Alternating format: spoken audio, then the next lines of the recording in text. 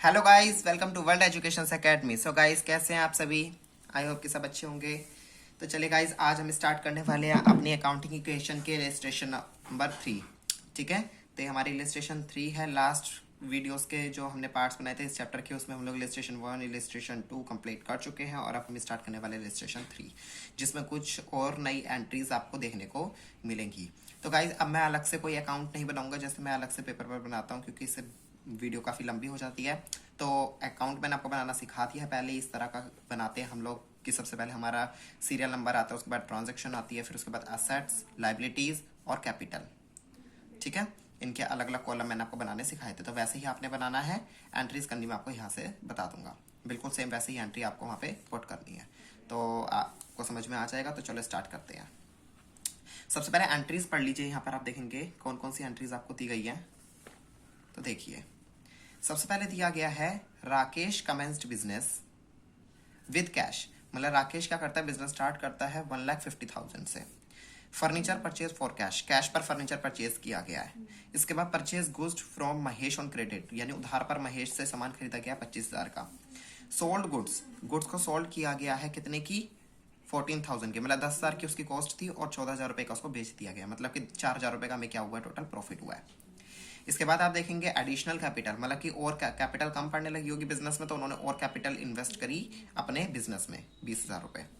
इसके बाद उन्होंने कमीशन रिसीव हुई, उन्हें कमीशन मिली है 2,000 रुपए की। इसके बाद उन्होंने क्रेडिटर्स को पेमेंट कर दिया है 22,500 की फुल सेटलमेंट में। सामान हमने जबकि कितने का खरीदा था, सामान हमने 25,000 का खरीदा था, बट पेमेंट कितने करी, 22,500 की। तो मतलब उनको यहाँ पर भी क्या हुआ है, प्रॉफिट हुआ है। ठीक है, इस प्रॉफिट आपको कितने का हुआ है, यहाँ पे उनको 2,500 रुपये का प्रॉफिट हुआ है, क्योंकि उसने डिस्काउंट दे दिया जिससे हमने उधार लिया था सामान। तभी तो फुल सेटलमेंट लिखा, मैंने बताया था अगर फुल सेटलमेंट हो तो लेना, पूरा का पूरा उधार चुकता हो गया है, उल्टा उसने हमें डिस्काउंट दे दिया है। इसके बाद sold goods 15,000 for 18,000 out of which 5,000 receive in cash. मतलब 15,000 रुपये की जो गुड्स थी वो 18,000 रुपये की बेच दिया हमने, जिसमें से 5,000 रुपये हमें रिसीव हो गए हैं। ठीक है, कैश में। पर बाकी के जो बचे हुए हैं वो अभी हमें रिसीव नहीं हुए हैं। 18 में से 5 रिसीव हो गए हैं कैश में और बाकी के अभी रिसीव नहीं हुए। ठीक है, ओके। इसके बाद बात करते हैं डेप्रिसिएशन ऑन फर्नीचर। जो फर्नीचर था हमारा, ठीक है, उस पर डेप्रिसिएशन मतलब उसकी घिसावट, वो कितना यूज हो चुका है फर्नीचर रख रखा, उस पर डेप्रिसिएशन लगा 10%। ठीक है, तो इस सारी की सारी एंट्री के मैं कैलकुलेशन आपको समझाऊंगा। कैलकुलेशन मैं आपको अलग पेपर पे करके दिखाऊंगा और एंट्रीज हम लोग यहाँ देख लेंगे। ठीक है, तो चलो बिना देरी के स्टार्ट करते हैं। ओके, तो देखो सबसे पहले हमारी एंट्री क्या दी गई थी, सीरियल नंबर 1 में 1 डालेंगे और लिखेंगे राकेश कमेंस्ड बिजनेस। कमेंस्ड मतलब या start a business with cash. Okay, तो सबसे पहले मैंने आपको बताया था हमारा कैश का कॉलम आता है। ठीक है, कितने से बिजनेस ने स्टार्ट किया था, 1,50,000 से। तो 1,50,000 हमारे यहाँ पर आ गए। और इसके अलावा देखिए 1,50,000 हमारे यहाँ पर आ गए, और इसके अलावा हमारे कैपिटल में 1,50,000 आ गए। बाकी अभी हमारा कुछ भी नहीं है, तो ये सब चीज़ें भी यहाँ आपको 0 लिखने की भी जरूरत नहीं है, आप खाली छोड़ सकते हैं। ठीक है, ओके। इसके बाद second, furniture purchase for cash. Furniture purchase किया गया है कितने का, कैश पर 20,000 रुपए का। तो कैश में से 20,000 रुपए माइनस होंगे और फर्नीचर का एक कॉलम आप बना लेंगे और उसमें लिख देंगे 20,000 रुपए। ठीक है, मतलब कैश में से लेस हो गए और फर्नीचर 20,000 रुपए का आपके पास आ गया। बाकी इसके बाद कैपिटल पर अभी हमारा कोई इफेक्ट नहीं पड़ा, क्योंकि ना ही तो हमें लॉस हुआ ना ही प्रॉफिट हुआ। मैंने आपको बताया था कि प्रॉफिट एंड लॉस क्या होते हैं, हमारे कैपिटल में हमारा इफेक्ट पड़ता है इसका। ओके, इसके बाद लाइन खींचेंगे और लिखेंगे न्यू इक्वेशन। फिर न्यू इक्वेशन बना दीजिए। 1,50,000 में 20,000 जाएंगे, 1,30,000। 20,000 एज इट इज आ जाएगा, बाकी कुछ नहीं है, और ये एज इट इज हमारा 1,50,000। मैंने आपको बताया था कि लाइबिलिटीज प्लस कैपिटल किसके इक्वल होती है, सेट के। तो लाइबिलिटीज प्लस कैपिटल को प्लस करके देखिए, लाइबिलिटीज कितनी है अभी हमारी 0। जीरो में 1,50,000 प्लस करेंगे वाला कैपिटल को, तो 1,50,000 आएगा। और असेट्स अगर आप टोटल देखेंगे तो 1,30,000 प्लस 20,000 1,50,000। ठीक है, ओके। नेक्स्ट एंट्री देखिए। इसके बाद हमें बोला गया है थर्ड पे, purchase goods from Mahesh. Mahesh से गुड परचेज की गई है क्रेडिट पर। ठीक है, तो क्या होगा, हमारे कैश पर तो कोई इफेक्ट नहीं पड़ेगा, क्योंकि हमारे पास 1 रुपया भी नहीं गया। उसके अलावा फर्नीचर पे भी कोई इफेक्ट नहीं पड़ेगा। उल्टा स्टॉक हमने खरीदा, मतलब गुड्स खरीदे, गुड्स या स्टॉक आप कुछ भी बोल सकते हैं। तो हमने उस स्टॉक में या गुड्स आप यहाँ पे लिख सकते हैं। तो हमारे पास गुड्स कितने की गई, 25,000 रुपये गुड्स आ गई है। ठीक है, पर क्या हुआ, जो हमारे जिनसे हम लोग उधार लेते हैं उन्हें क्या बोलते हैं, क्रेडिटर्स। तो हमारे क्रेडिटर्स बढ़ जाएंगे 25,000, क्योंकि मैंने उसे 25,000 रुपये का सामान खरीदा है। ₹25,000 का सामान मेरे पास आ गया और ₹25,000 का मेरा कर्जा चढ़ गया, मेरे ऊपर लाइबिलिटी बन गई। ठीक है, इसके बाद मेरा कैपिटल पर कोई इफेक्ट पड़ेगा? नहीं जी, मेरे ऊपर कैपिटल पर कोई इफेक्ट नहीं पड़ेगा।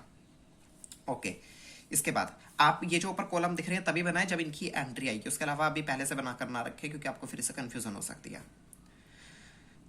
ओके, इसके बाद आप देखेंगे न्यू इक्वेशन, फिर न्यू इक्वेशन करेंगे। कैश तो हमारा एज इट इज रहेगा, फर्नीचर एज इट इज रहेगा, गुड्स हमारे 25,000 की थी, 25,000 यहाँ आ जाएंगे, और लाइबिलिटी हमारे 25,000 की थी, क्रेडिटर्स मतलब तो वही 25,000 के हमारे यहाँ आ गए न्यू इक्वेशन में, और यहाँ 1,50,000 आ गया। ओके, इसके बाद आप देखेंगे फोर्थ में कैश सेल्स, मतलब कैश सेल्स करी गई है। जो यहाँ पे जो थी 10,000 रुपए की चीज थी, जो कि हमने कितने की बेची है? 14,000 रुपए की हमने बेची है। ठीक है, मैंने आपको ऊपर एंट्री में दिखाया था, दोबारा देख सकते हैं। सोल्ड गुड्स कॉस्टिंग 10,000, 10,000 की चीज को हमने 14,000 में सेल कर दिया है। ठीक है, चलिए तो इसकी एंट्री देखते हैं किस तरह से होगी। तो देखिए 14,000 हमारे पास कैश आया है। ठीक है, फर्नीचर पे हमारा कोई इफेक्ट नहीं पड़ा। हमने गुड्स की कॉस्ट कितने की थी? 10,000, मतलब 10,000 रुपए की गुड्स हमने सेल कर दी है कितने में? 14,000 रुपए में। तो गुड्स को जब हम लोग सेल करेंगे तो हमारे पास तो पैसे तो उतने क्या आएंगे ना। मान लो कि आप मार्केट में हो, ठीक है, तो आप मार्केट से मान लो आपकी कोई स्टेशनरी की शॉप है और आप वहां से क्या करते हैं, मान लीजिए कुछ स्टॉक खरीदते हैं, मान लीजिए एक पेन का पैकेट खरीदते हैं आप 20 रुपीज़ का। ठीक है, और आके जाके आप उसको सेल कितने का करेंगे? 30 रुपीज़ का। तो मतलब कि आपके पास कैश तो पूरा 30 रुपीज़ ही आएगा, जबकि कॉस्ट उसकी कितने की थी? 20 रुपीज़ की। ठीक है, तो इसी तरह से जो आपकी गुड्स थी वो 10,000 रुपए की आपने सेल करी थी, और कितने में सेल करी? 14,000 रुपए में। तो आपके पास कैश आया 14,000 रुपये, और 10,000 रुपए की गुड्स क्या हो जाएंगी? आपके पास खत्म हो जाएंगी।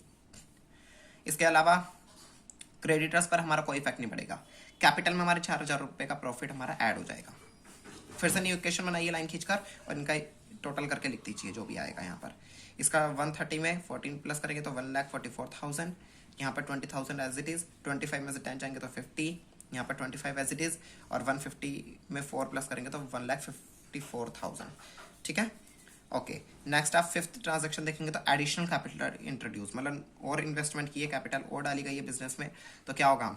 मैंने बताया था जब भी हम कैपिटल लगाते हैं बिजनेस में तो क्या होता है? हमारा कैश और कैपिटल बढ़ता है। तो कैश में डाल देंगे 20,000 और कैपिटल में डाल देंगे 20,000 पास, और कोई इफेक्ट नहीं होगा, बाकी सब 0 न्यू इक्वेशन में सबको प्लस करके इनका इफेक्ट यहाँ पर आप लिख दीजिए।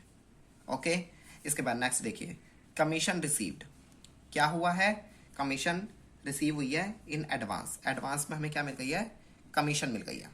तो याद रखिए कमीशन एडवांस में हमें रिसीव हो गई तो हम क्या हो गए हैं? किसी के लिए मतलब एक तरीके से फिर से हमारे ऊपर कर्जा बन गया है। हमें जो कमीशन रिसीव हुई है एडवांस में, मतलब जो कि हमें फ्यूचर में मिलनी थी जो कमीशन, वो हमें पहले ही रिसीव हो गई है, तो हमारे ऊपर क्या बन गया? कर्जा बन गया है। हम किसी के कर्जदार बन चुके ऑलरेडी। ठीक है, हमारे ऊपर कर्जा बन गया फ्यूचर के लिए। तो जब तक फ्यूचर में हम काम नहीं कर देंगे, जो कमीशन हमें फ्यूचर में काम करने के बाद रिसीव होनी थी वो हमें पहले ही रिसीव हो गई है। तो इसलिए हम लोगों के ऊपर क्या है? अब उस चीज़ का कर्जा है। जब तक हम वो काम नहीं कर देंगे, ठीक है, तब तक ये कर्जा नहीं हमारे ऊपर से उतरेगा। तो कमीशन रिसीव इन एडवांस हमेशा हमारे लिए लायबिलिटी होती है। तो हम क्या करेंगे? सबसे पहले तो रिसीव हुई है, तो यानी कैश आया हमारे पास, तो कैश में 20,000 रुपये 2,000 रुपये हमारे क्या आ जाएंगे? ऐड हो जाएंगे, और बाकी हमारे पास लायबिलिटी में कमीशन रिसीव इन एडवांस के कॉलम में हमारे पास 2,000 रुपये आ जाएंगे। बाकी किसी चीज़ पे कोई इफेक्ट नहीं पड़ेगा, सब 0 रहेगा। न्यू इक्वेशन में इनका इफेक्ट डाल दीजिए। 64 में 2 प्लस करेंगे तो 1,66,000 हो जाएगा। यहाँ पर 20,000, 15,000, 25,000, ये 2,000 कमीशन, और यहाँ 1,74,000 एज इट इज आ जाएगा। ओके, इसके बाद नेक्स्ट वाली एंट्री आप देखिए 7th, यहाँ दिया गया पेड टू क्रेडिटर्स, मतलब क्रेडिटर्स को पेमेंट हमने कर दिया 22,500 में। मतलब कि हमने कितने की खरीदी थी उसे गुड्स? हमने 25,000 रुपये की खरीदी थी। ठीक है, उसके अलावा हमने उसकी पेमेंट कितनी करी है? 22,500 रुपये की। उसने कह दिया कि भाई जाओ फुल सेटलमेंट में रख लो, तुम्हारा अब कुछ नहीं देना। ठीक है, अब तुम्हें कुछ देने की जरूरत नहीं है। तो माइनस कर दो इसमें से। जब आप माइनस कर दोगे तो आपके पास कितना आ जाएगा? 2,500, 2,500 रुपये। मतलब कि आपको क्या मिल गया? ये आपके लिए क्या हुआ? डिस्काउंट दे दिया उसने। ठीक है, तो डिस्काउंट हमारे लिए क्या होता है? डिस्काउंट ऑलवेज हमारे लिए प्रॉफिट होता है। तो ये कहाँ ऐड होएगा? ये हमारा कैपिटल में ऐड होगा। ठीक है, तो सबसे पहले तो हमने उसकी पेमेंट कर दी है। कितने की पेमेंट करी? 22,500। तो कैश से तो हमारे 22,500 जाएंगे। इसके अलावा फिर आप यहाँ पर देखेंगे 22,500, और यहाँ से टोटल 25,000, मतलब क्रेडिटर्स होते हैं हमारे पूरे के पूरे ही खत्म हो गए हैं। जो हमारे क्रेडिटर्स थे वो सारे के सारे खत्म हो जाएंगे, अब क्रेडिटर्स का कोई हिसाब किताब नहीं बचेगा। ठीक है, तो 25,000 के क्रेडिटर टोटल में माइनस कर दूंगा सारे के सारे, मैंने आपको बताया भी था। इसके अलावा कमीशन पर कोई इफेक्ट नहीं पड़ेगा और 2,500 रुपये यहाँ पे ऐड हो जाएंगे हमारे प्रॉफिट के। ठीक है, चलिए अब इनका इफेक्ट आप देख लेंगे तो यहाँ 1,40,000 आ जाएगा न्यू इक्वेशन में, यहाँ 20,000, 50,000, इसको हम माइनस करेंगे तो 0 हो जाएगा, ये 2,000 और ये इसमें प्लस करेंगे तो 1,76,500। तो यहाँ तक आपको समझ में आया। इसके बाद नेक्स्ट देखिए, नेक्स्ट 8th में आपको दिया गया है सोल्ड गुड्स। देखिए अब इस एंट्री को बड़े ही ध्यान से समझना आप यहाँ पर। तो यहाँ क्या किया गया है, सोल्ड गुड्स, मतलब कि आपको मैं एक बार एंट्री दिखाता हूँ। सोल्ड गुड्स कॉस्टिंग 15,000, मतलब कि 15,000 की क्या थी हमारे पास। देखिए इसको बड़े ध्यान से समझना, मैं यहाँ पर आपको करके दिखाता हूँ। हमारे पास 15,000 रुपए की क्या थी, गुड्स थी, जिनको हमने सेल किया कितने में, 18,000 में। जिनको हमने सेल किया कितने में, 18,000 में। तो मतलब हमें इससे कितना प्रॉफिट हुआ, हमें से प्रॉफिट कितना हुआ, 3,000 का हमें प्रॉफिट हो गया, क्योंकि 15,000 की चीज हमने 18,000 में बेची, मतलब कि 3,000 का हमें प्रॉफिट हो गया। ठीक है, इसके अलावा ये बोला गया है कि 3,000, चलो हमने प्रॉफिट तो निकाल लिया, जो हमने 18,000 की जो ये चीज बेची थी, 18,000 की जो हमने ये चीज बेची, इसमें से 5,000 रुपये तो हमें कैश में रिसीव हो गए हैं, तो माइनस कर दो, कैश हमें मिल गया 5,000 रुपये का। ठीक है, कैश हमारे पास 5,000 रुपये में रिसीव हो गया है, पर जो बाकी के पैसे हैं वो अभी हमें नहीं मिले, तो माइनस करो तो कितने बचेंगे आपके पास, 13,000 रुपये। 13,000 रुपये आपके पास बचेंगे, मतलब ये 13,000 रुपये अभी तक आपको नहीं मिले हैं। 18,000 की चीज थी, 15,000 की चीज थी, जिसको आपने 18,000 में बेचा, 18,000 में से 5,000 आपको रिसीव्ड हो चुके हैं, रिसीव्ड हो चुके हैं, पर लेकिन अभी 13,000 रुपये रिसीव नहीं हुआ। 18 में से 5 माइनस करता तो 13,000 रुपये रिसीव नहीं हुआ है। तो जो पैसा हमें रिसीव नहीं होता, ठीक है, यानी किसी से पैसा हमें लेना है, तो वो उन लोगों को हम लोग क्या बोलते हैं, डेटर्स। क्या बोलते हैं, डेटर। डेप्टर्स मत पढ़ना, इनको डेटर्स बोलते हैं। तो जिनको हमें पैसा देना होता है वो क्रेडिटर्स होते हैं, और जिनसे पैसा लेना होता है उन्हें डेटर्स बोलते हैं। तो अभी मतलब इससे पैसा लेना है तो ये डेटर्स है। तो देखो क्रेडिटर्स हमारे हमेशा आते हैं लाइबिलिटीज में, और डेटर्स हमारे हमेशा आते हैं असेट्स में, ये बात ध्यान रखना। तो यानी कि ये मेरा असेट्स में एक कॉलम नया बन जाएगा डेटर्स का, जिसमें मैं 13,000 रुपये डाल दूंगा। ठीक है, 5,000 रुपये मुझे कैश में रिसीव हो चुके हैं, तो कैश में क्या होंगे मेरे, 5,000 रुपये मेरे कैश में आ जाएंगे। तो देखो यहाँ पे आपको समझ में आ जाएगा मेरी कैलकुलेशन के थ्रू। सबसे पहले 5,000 रुपये मुझे क्या हुआ, रिसीव हो गए हैं, क्योंकि कैश में, तो 5,000 यहाँ आ गए।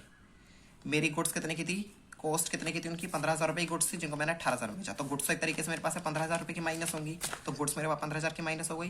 13,000 रुपये मैंने क्या बताया, हमारे डेटर्स वाले कॉलम में आ जाएंगे। ये रहे डेटर्स वाले कॉलम में हमारे क्या आ जाएंगे, 13,000 रुपये आ जाएंगे, जो भी हमें मिलने हैं।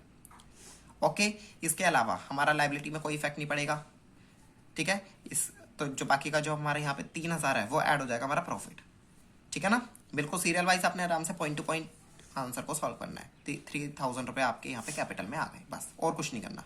अब बस न्यू इक्वेशन बनाओ, इनका सॉल्यूशन निकालो क्या आएगा, इनका जो भी इफेक्ट आएगा वो आप यहाँ पे टोटल करके लिख देंगे।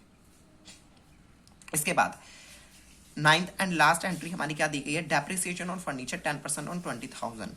फर्नीचर हमारा 20,000 का था। ठीक है, अब इतना सारा कुछ हमारा हो चुका है, तो फर्नीचर यूज जो हमने किया था, फर्नीचर तो हमने सबसे स्टार्टिंग में खरीदा था, तो वो यूज होते होते अब क्या हुआ, उस पर 10% हमारा क्या लग गया, डेप्रिसिएशन लगेगा। जब भी कोई मशीन होती है, कोई भी चीज होती है, जब वो घिसने लगती है तो उसको डेप्रिसिएशन बोलते हैं, उसका यूज करने लगते हैं। ठीक है, जैसे मैंने कहा कि मैं अगर ये बुक अभी खरीद के लाऊंगा और इसको अगर मैं 10 दिन बाद बेचूंगा, तो इस पर कुछ ना कुछ तो इफेक्ट पड़ेगा ही। ठीक है, कहीं ना कहीं इस पर पैन चल जाएगा, तो कहीं ना कहीं इसका कोई पेज मुड़ जाएगा, कोई कुछ ना कुछ दिक्कत तो इसमें आएगी, जिसकी वजह से क्या होगी, इस बुक की वैल्यू थोड़ी कम हो जाएगी। ठीक है, तो यहाँ पर हमारा क्या लगेगा, 20,000 के फर्नीचर पर 10% हमें क्या लगाना है, डेप्रिसिएशन लगाना है। तो देखिए डेप्रिसिएशन कैसे लगाएंगे हम लोग। हमारे पास फर्नीचर कितने का था, 20,000 का। ठीक है, उसके ऊपर हम लोग कितना लगाएंगे डेप्रिसिएशन, 10%। तो 20,000 का 10% हम लोग निकाल लेंगे, तो कितना आ जाएगा हमारे पास, 2,000 रुपीज़ हमारा डेप्रिसिएशन आ जाएगा। मतलब इस अमाउंट को, इतनी जो हमारा फर्नीचर है उसकी इतने रुपए वैल्यू कम हो चुकी है। मतलब अगर हम मैं उस ये 20,000 रुपये का जो मेरा फर्नीचर है, अब जब मैं इसको सेल करूंगा तो ये मेरा कितने का सेल होगा, 18,000 रुपये का, क्योंकि 20,000 का था, इसकी वैल्यू कितनी कम होगी, 2,000 रुपये इसकी वैल्यू कम हो चुकी है आज के टाइम में। तो यानी कि 18,000 रुपये का मैं ये फर्नीचर सेल करूँगा। तो देखो यहाँ पर मेरा क्या आ जाएगा, बस खाली डेप्रिसिएशन है तो कैश पर कोई इफेक्ट नहीं पड़ेगा, ठीक है। और इसका फर्नीचर पर इफेक्ट पड़ेगा। जो हमारा फर्नीचर वाला कॉलम था, फर्नीचर हमारा जो 20,000 का था उस पर डेप्रिसिएशन लगा तो डेप्रिसिएशन माइनस हो जाएगा कि अब उसकी वैल्यू कितनी बची है, 18,000 की बची है। तो इसलिए 20 में से 2 जाएंगे तो 18,000 न्यू इक्वेशन में आपने करना है फिर, ठीक है। इसके अलावा जो हमारे लिए डेप्रिसिएशन होता है ये हमारे लिए लॉस होता है, तो डेप्रिसिएशन को हम लोग अपनी कैपिटल से भी माइनस करते हैं, क्योंकि भाई हमें नुकसान हुआ है ना। तो यानी कि हम क्या करेंगे, उसे 2,000 रुपये कैपिटल से माइनस करेंगे। बस न्यू इक्वेशन बनाएंगे, ये एज इट इज़ रहेगा। 20 में से 2 जाएंगे तो आपके पास 18 बचेगा, और ये 13,000 एज इट इज 2,000, और ये 1,77,500 आपके पास आ जाएगा। सो गाइस ये पूरा का पूरा इस इक्वेशन का सॉल्यूशन था। आई होप कि आपको अच्छे से ये क्लियर हुआ होगा, ठीक है। अगर आपको कोई भी डाउट लगता है तो प्लीज़ मुझे कमेंट बॉक्स में बताएं, और अगर गाइस आपको हमारी वीडियोस अच्छी लगती है तो प्लीज़ वीडियो को लाइक करें, शेयर करें, कमेंट करें, और हमारे चैनल को सब्सक्राइब करें। सो गाइस मिलते हैं वीडियो के नेक्स्ट पार्ट में, तब तक के लिए thank you and bye bye.